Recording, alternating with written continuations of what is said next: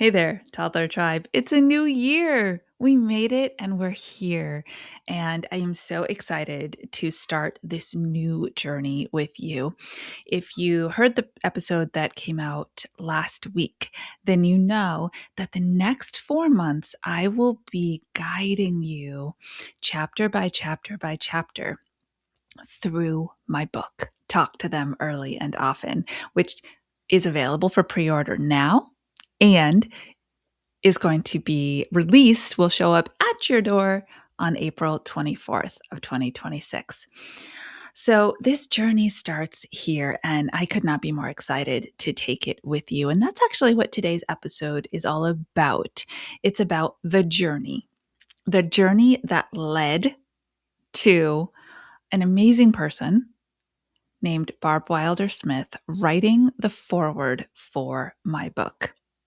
I'm going to read to you the email she sent to me because every episode I will be reading aloud just a small section of a chapter and then dissecting it a little bit further with you. But I'm not going to read you the foreword. Those are her words, and that's just very special. And you'll read it when you have the book. But I am going to read you this email that she sent me when she sent her other words. They touched me to the core. And as you learn who she is through this episode and why I chose her or invited her to write this, you'll understand why it mattered so much. Hi, Cara. I loved, all caps, your book. Cara, just truly loved it. Your ability to translate research and neuroscience to clear practice, the strong examples, those will stay with me forever. And the lovely unconditional positive regard you offer caregivers and children, luminous. You are a teacher, all caps again, intentionally supporting shifts in perspective and beliefs, building understanding, providing resources, supporting autonomy, and ownership of learning. Congratulations. This book is poised to have a tremendous impact, and I am honored to support your good work. Barb. Wow. Wow. To sit and absorb those words from her was one of the highlight moments for me so far, stepping into authorship. And here's why. A year before that, I didn't know this person. This all happened so fast. All right, let's start where we should start, at the beginning. I'm going to take you back to the holiday season 2025, December Christmas party. I am at my best friend's Christmas party, and her whole family is there. My family is there. This is something we've done for ages. I've known her and her brother and her mom and dad since high school. And I turn 50 this year, so that's a long time. And we're all just sitting around getting ready to eat. I'm sitting next to her brother, and his name's Bobby. And Bobby says to me, "What's going on, Cara? What's new in your life?"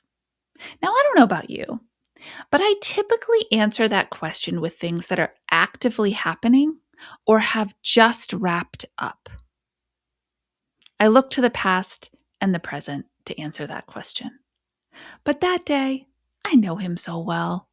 And I love Erica and her family so much. I don't know. I just said the future. I said, "Bobby, you know what? I'm going to write a book. I've wanted to forever. It's been in my heart. It's been in my mind for so long since starting Core 4 parenting and presenting at all these conferences and, pulling from my linguistics background. Like, it's just there and it's time for it to come out. It's been on my vision board for years." And he said, "What's it going to be about?" And so I spilled. And I just felt so good getting it out. I said, "I want to write a book that shares the science of language development for kids who don't have a voice yet. birth to 3, but also really give people intentional language that they can talk to these kids who can't talk back yet and build their brain and build their skills for success as they become verbal. And he said, okay, you need to talk to my wife. Melissa, his wife, was at the other end of the table. It was a very long table. We did. So at some point later, I popped in and said, hey, I think we were almost leaving, to be honest, because things get away from you at parties. And I said, hey, Bobby said we should connect. Like, you work for this incredible organization that does work that I want to do. And she said, sure, let's do it. So she told me the name of who she works for, Tools of the Mind. Now, I have to say, shame on me, because the fact that I had not heard of this organization or the great educational work that they do prior to that point in time, I don't know how. But that was the moment that I was supposed to be eyes wide open to it. And I was. I went home and I researched, got in there and read their whole website and fell immediately in love with the way that they approach learning and the way that they support teachers and parents and caregivers to approach learning with young kids. Yeah, their program goes all the way up through, but they do also support young kids. And so I immediately emailed Melissa and I was like, I'm obsessed. Tools of the Mind is extraordinary. I have no idea how it hasn't entered my sphere before, but I want to know more about what you all do. Okay. Let me tell you just a little bit about this organization. These are their words. Tools is a total paradigm shift. Our program is designed to enable children to learn how they learn, to enable kids to learn how to learn, while building all the skills they need to be successful in school and life. And the number one skill that came up repeatedly on every page of their site was that they are raising kids, helping kids learn how to emotionally regulate, because that is the key to every other self skill that allows you to be successful in school and life. This was a slam dunk. That's exactly how I see the world. That's exactly how I teach. And if you've been following the show for any length of time, taken any of my courses, been to any of my workshops, seminars, or keynotes, then you know that. And I thought, I need to know these people. And Melissa said, but don't forget, I'm their graphic designer. Like, I love their pedagogy, but I'm not an educator. Let me introduce you to the executive director. Her name's Barb Wilder-Smith. The two of you will get on like gangbusters. Introduction via email happened pretty quickly, but as so often does, it's a quick flurry of, oh yes, I can't wait. I'd love to set up a call and get to know you. And then months go by before we can actually make that call happen. But here's what I believe. I believe this for you in every area of your life too. God's timing is never wrong. Sometimes you have to be patient and you have to wait for it to line up. But when it does, it opens doors that you did not know you were ready to have opened. So between December, introduction time, and April, when we finally actually got on a call together, I had been pursuing getting a contract to write this book. And I had an incredible lead that came from another wonderful human being. His name's Dan Worry. He's been on the show. It's a great episode. You want to go back and listen to it. And he's an author through Teachers College Press. So when he said what he was doing, I was like, ooh, would you be willing to introduce me to your acquiring editor? And that is who offered me the contract to write the book. So 2 things happened in April. I said, yes, I will write it. And I got to meet with Barb for the first time. It was just kind of one of those magical months. Now, I wanted to write this book quickly. And I know it's crazy, but people say, it takes so long. You sign the contract, you take a year to write the book, another year for the book to actually come out. And then it just felt too long to me for a host of reasons that I'm not going to share with you right now. I really wanted to fast track this. So I signed the contract in May. I wrote the book in 2 months, June and July of 2025, submitted my first draft, and then we were off. The publication is coming out in the spring. It's an April 24th release date, and I'm so excited and proud, actually, that once I said it out loud, I just went for it. And that's really an important thing about what I'm about to tell you next. Because then, the writing was actually the easy part. You wrote a book in 2 months? Yeah. Writing's easy for me. Writing's fun for me. Research is easy. Research is fun.